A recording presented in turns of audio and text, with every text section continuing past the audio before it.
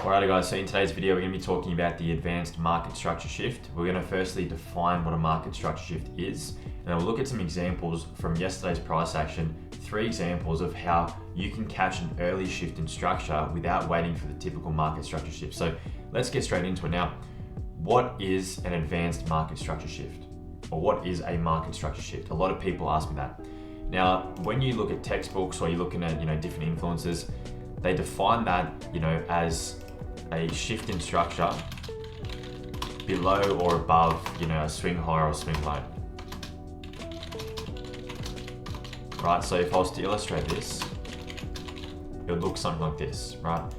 Price action may be stepping up like this, and then it breaks aggressively past the swing low, and then what do most people do? They mark that out as the shift in structure to the downside, and they're waiting for price then to return back into a fair value gap as the 2022 model, right? To take the price lower.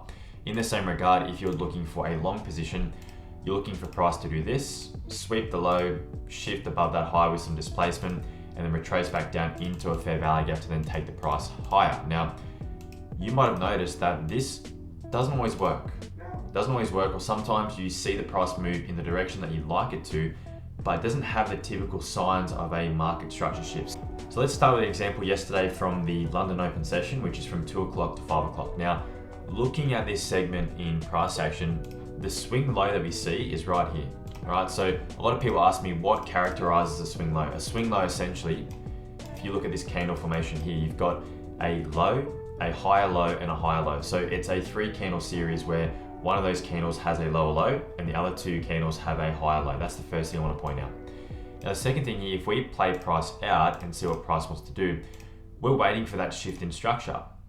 Now, if you wait for that market structure shift, in this case, the price does give you that shift in structure, but does it give you an entry or retracement back to a fair value gap to go short to target this level of sell side liquidity? And the answer is no.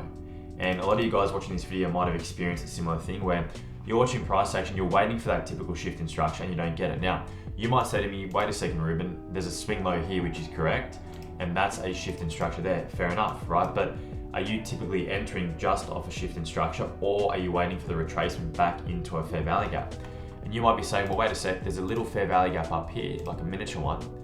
Why didn't price return to that? And we'll talk about that today, right? So in today's example, we're going to go through what an advanced market structure shift is, how you can catch these moves at the top, and how I have confidence in catching these top moves, even though you don't have that typical market structure shift analogy. Now, what I've marked out here, right, I'm going to change this to green. What I've marked out here is a bullish fair value gap. If price were to continue higher, we should be respecting that. Now, notice that in this candle, initially we respect that, and then the next candle after that, really impulsive, really large, and really whole-bodied candle breaks past that bullish gap. That now creates what's called an inversion fair value gap, right? So on my charts, I'll be marking out something like this. Now, is that enough for me to go short? Just yet, no, because we want to wait for further price signatures. You've always got to be mindful that if you're using this advanced market structure shift technique and using inversion fair value gaps, you've got to use other confluences as well to phrase your trade to get the highest probability set up. So you're waiting, in my opinion, for that to get inversed, and then look what price does here. It actually creates a little order block, right? So there's a few little price signatures that you're looking at. So we inverse this fair value gap, we've created an order block. Think of these PD arrays as resistance factors. So each of these PD arrays should then not be broken. So in other words, we shouldn't trade back up past this inversion. We shouldn't trade back up past this order block and close above it, because if we're truly going to move lower and we're going to take a trade without seeing a typical market structure shift, we need to see multiple PD arrays supporting price action. So let's play price out. And what do you know? We break down from that order block and we inverse this fair value gap and volume imbalance. Now, for me, that is enough to constitute a market structure shift, because what we've seen originally, we've seen that price action here has originally respected this bullish gap.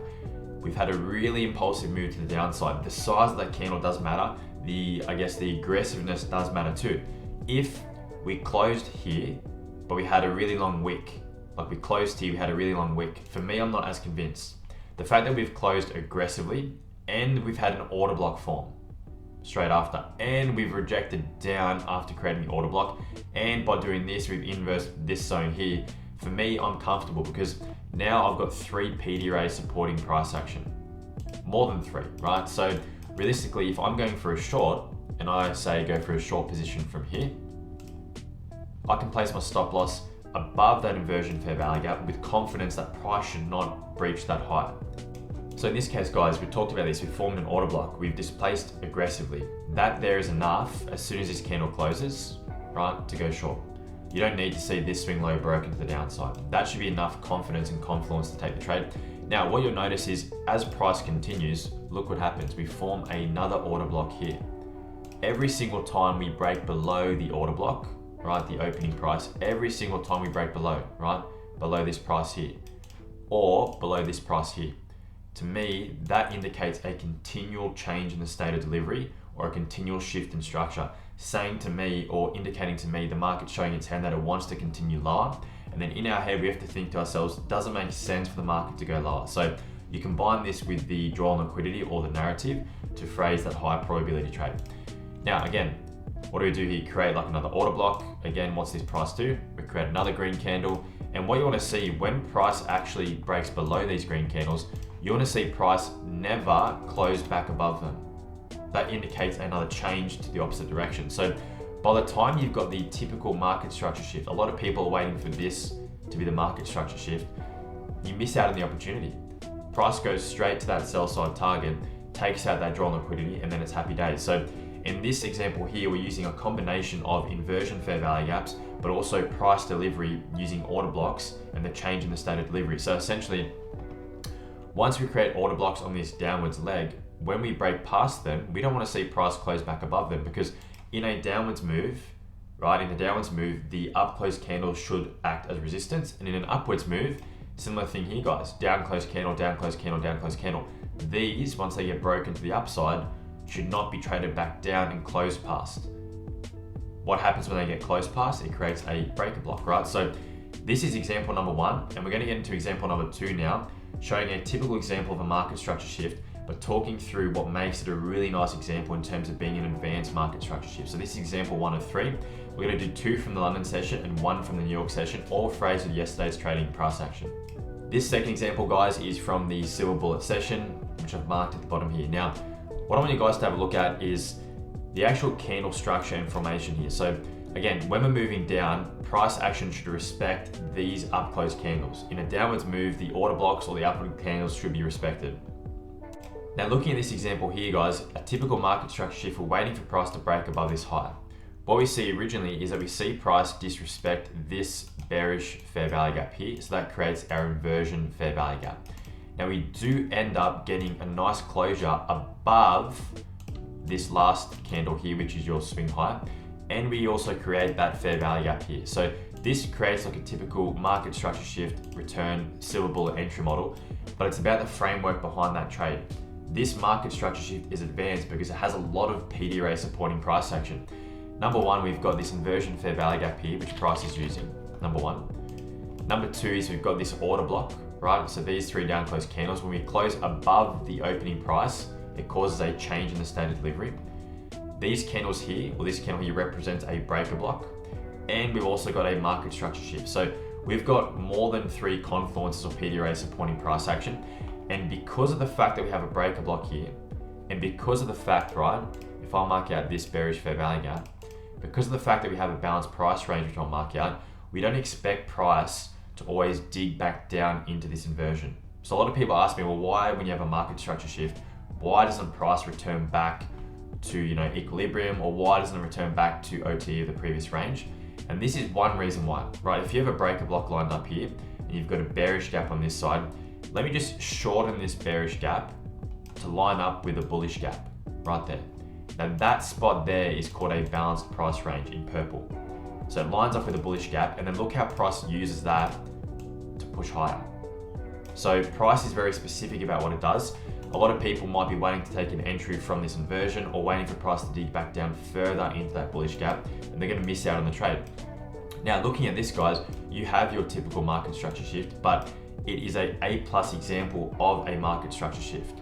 So in this case, you have a sweep of liquidity. You have an order block, you have a breaker block, you have an inversion, you have a balanced price range, and you have a bullish gap all lined up together.